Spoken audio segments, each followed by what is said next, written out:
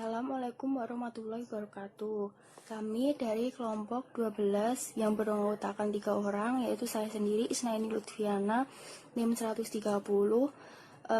dan Maulia Isna NIM 134, dan Gumelar Sandi Wardana NIM 143. Nah, di sini kita akan membahas tentang strategi pengembangan keuangan sekolah. Di dalam keuangan sekolah itu terdapat manajemen pembiayaan sekolah. Di sini saya akan menjelaskan tentang manajemen pembiayaan sekolah terlebih dahulu. Nah, menurut Dewi sendiri, administrasi secara sempit berasal dari administrasi dari bahasa Belanda yang artinya sebagai kegiatan catat mencatat, pembukuan ringan, dan juga ketik mengetik, agenda yang bersifat ketatausahaan tentang keuangan, kegiatan menerima, dan kegiatan menyimpan. Sedangkan menurut Mulyono sendiri, yaitu administrasi keuangan merupakan sebuah analisis terhadap sumber pendapatan penggunaan pembiayaan yang diperuntukkan sebagai pengelolaan pendidikan secara efektif dan dalam rangka mencapai tujuan yang telah ditetapkan. Nah, menurut Depdiknas sendiri, manajemen keuangan sekolah merupakan tindakan pengurusan atau ketatausahaan tentang keuangan di sekolah yang meliputi dari pencatatan, perencanaan, pelaksanaan, pertanggungjawaban, dan pelaporan. Nah, sedangkan manajemen keuangan dalam arti sempit sendiri yaitu tata pembukuan tentang keuangan sekolah. Nah, sedangkan manajemen keuangan dalam arti luas sendiri yaitu pengurusan atau pertanggungjawaban dalam menggunakan keuangan di sekolah dengan sebaik mungkin untuk kegiatan-kegiatan di sekolah. Nah, selanjutnya tujuan manajemen pembiayaan sendiri yaitu untuk mewujudkan tata tertib administrasi di sekolah. Untuk tujuan utamanya dari manajemen pembiayaan yaitu yang pertama meningkatkan efektivitas dan efisiensi keuangan sekolah, stabilitas dan transportasi keuangan sekolah. Yang ketiga, meminimalkan penyalahgunaan anggaran di sekolah. Yang keempat, menjamin agar dana yang tersedia dipergunakan untuk kegiatan harian sekolah dan menggunakan kelebihan dana untuk investasi kembali. Yang kelima yaitu memelihara barang-barang atau aset-aset di sekolah sehingga tidak memboroskan keuangan di sekolah. Jadi ada yang mengelola yaitu manajemen sekolah supaya diharapkan agar aset-aset tersebut bisa dipergunakan dengan sebaik mungkin. Yang terakhir, menjaga agar peraturan-peraturan serta praktik-praktik penerimaan, pencatatan, dan pengeluaran uang diketahui dan dilaksanakan. Tujuan manajemen keuangan sendiri yang terakhir itu agar tahu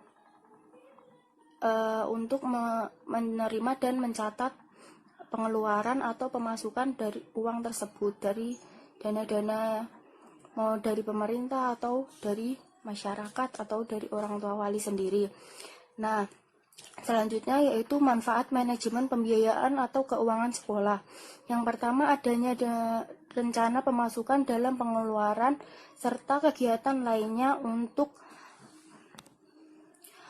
periode tertentu, maka manajemen keuangan akan mudah untuk dikendalikan. Yang kedua, untuk mengetahui detailnya pemasukan maupun pengeluaran keuangan sekolah dalam periode tertentu.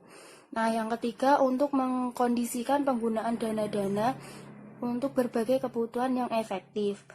Nah, yang keempat, untuk mencari dan juga mengeksploitasi sumber dana yang ada untuk operasional kegiatan perusahaan. Nah, selanjutnya untuk mengumpulkan dana perusahaan serta menyimpan dana supaya aman agar ada yang menyimpan dana-dana tersebut supaya tidak memboroskan. Jadi ada yang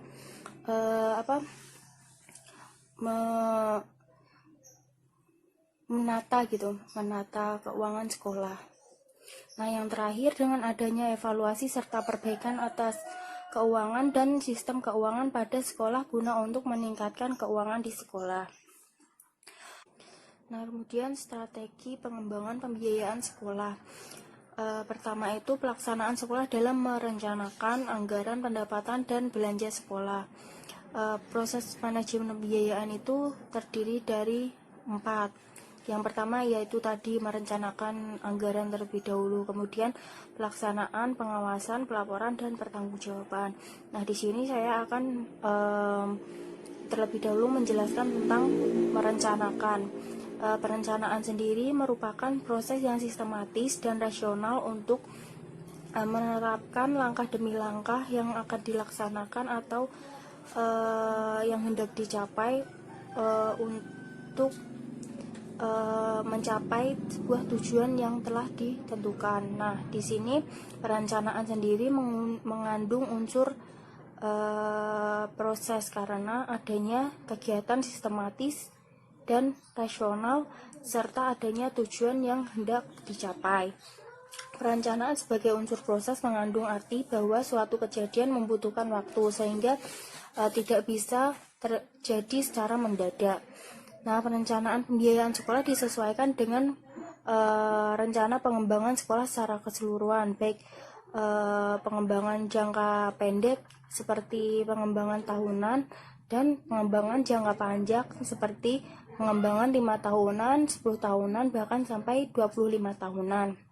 Nah, di analisis tadi pengembangan pembiayaan sekolah itu dapat dirumuskan yang pertama itu misi, kemudian tujuan jangka panjang, tujuan jangka pendek, program, layanan, aktivitas, tujuan jangka panjang dan pendek berdasarkan kondisi real unit sekolah, kemudian target yang akan dicapai, kemudian anggaran, dan yang terakhir perencanaan pembiayaan yang strategis.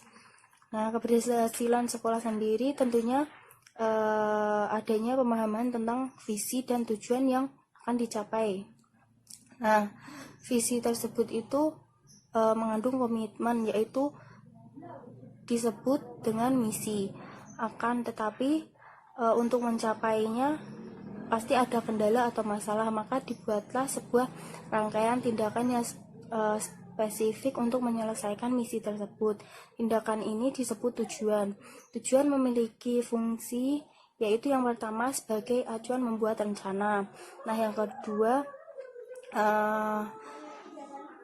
untuk kesuksesan organisasi atau sumber motivasi. Nah, hal-hal tersebut tadi dapat dianalisis bahwa perencanaan pembiayaan sekolah lebih efektif jika diarahkan untuk upaya pencapaian visi dan misi di sekolah. Nah, jika perencanaan pembiayaan sekolah diilhami oleh visi dan misi dalam sekolah, maka akan mendukung efektivitas pembiayaan sekolah yang lebih baik lagi. Nah, jika perencanaan pembiayaan sekolah didasarkan dengan identitas kebutuhan sekolah, maka akan mendukung efektivitas pembiayaan sekolah yang baik, dan dalam proses penyusunan pembiayaan sekolah pun akan melibatkan seluruh komponen-komponen dari pihak sekolah seperti kepala sekolah, guru, seperti itu. Nah, dalam menyusun rencana pendapatan dan belanja sekolah atau RAPBS sendiri, selain melibatkan guru dan kepala sekolah, juga harus melibatkan komite-komite sekolah kan, sebelum diajukan ke dinas untuk mendapatkan pengesahan. Sebelum akhirnya dana akan turun dan sekolah tersebut akan mendapatkan alokasi pembiayaan untuk kegiatan-kegiatan sekolah atau program-program yang akan dilaksanakan dalam sekolah tersebut. Selanjutnya, pelaksanaan sekolah dalam mengupayakan pendapatan dan mengatur belanja sekolah. Dalam pasal 46 Undang-Undang Nomor 20 Tahun 2003 menyatakan, pendanaan pendidikan menjadi tanggung jawab bersama antara pemerintah, pemerintah daerah, dan masyarakat.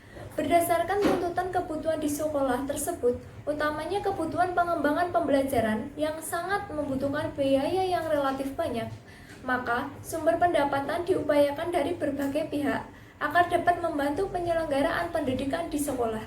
Di samping itu, sekolah perlu melakukan usaha mandiri yang bisa menghasilkan dana. Hal ini akan terwujud apabila manajemen sekolah dilaksanakan dengan sebaik-baiknya.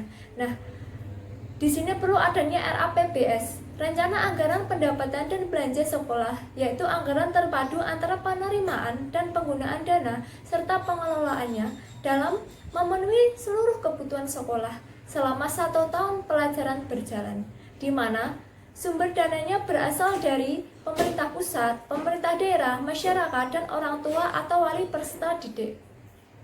Adapun secara rinci, RAPBS berfungsi yang pertama, pedoman pengumpulan dana dan pengeluarannya. Yang kedua, menggali dana secara kreatif dan maksimal. Yang ketiga, menggunakan dana secara jujur dan terbuka. Yang keempat, mengembangkan dana secara produktif. Yang kelima, mempertanggungjawabkan dana secara objektif.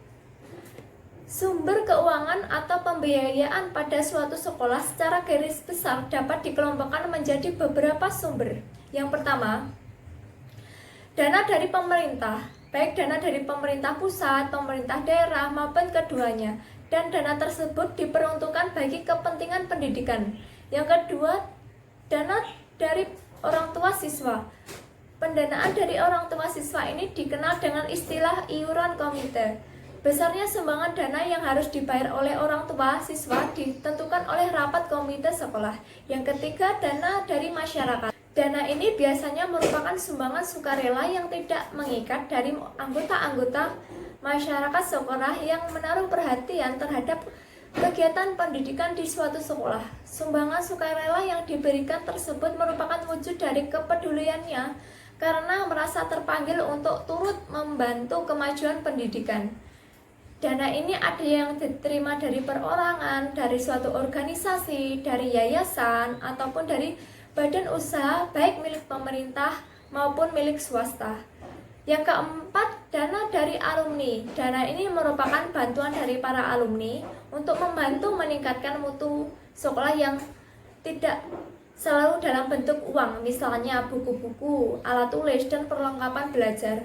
Namun, dana yang dihimpun oleh sekolah dari para alumni merupakan sumbangan sukarela yang tidak mengikat dari mereka, yang terpanggil untuk turut mendukung kelancaran kegiatan-kegiatan demi kemajuan dan pengembangan sekolah.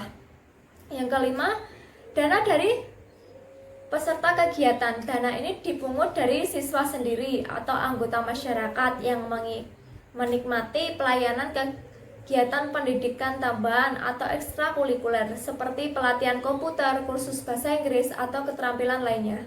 Yang keenam, dana dari kegiatan wirausaha sekolah. Ada beberapa sekolah yang mengadakan kegiatan usaha untuk mendapatkan dana.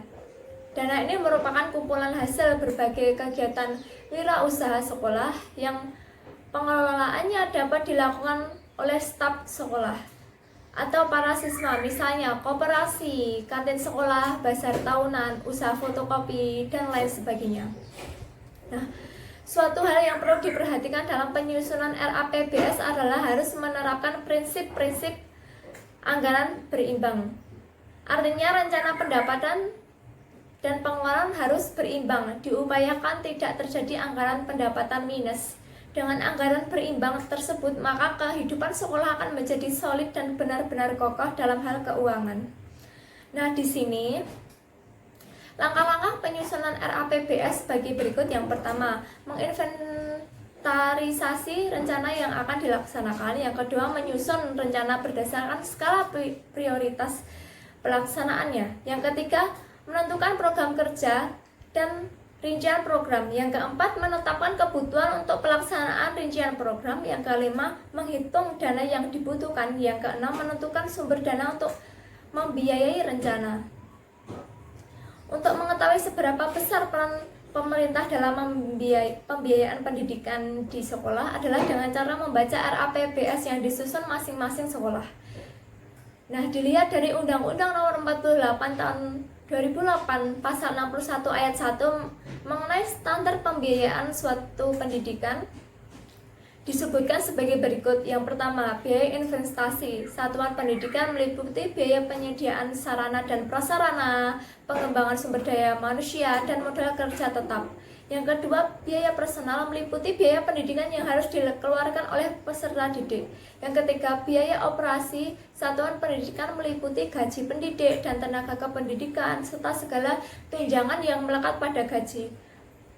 Bahan atau peralatan pendidikan habis pakai dan biaya operasi pendidikan tak langsung berupa daya, air, jasa, telekomunikasi, pemeliharaan sarana dan prasarana, uang lembur, transportasi, konsumsi, pajak, asuransi, dan lain sebagainya.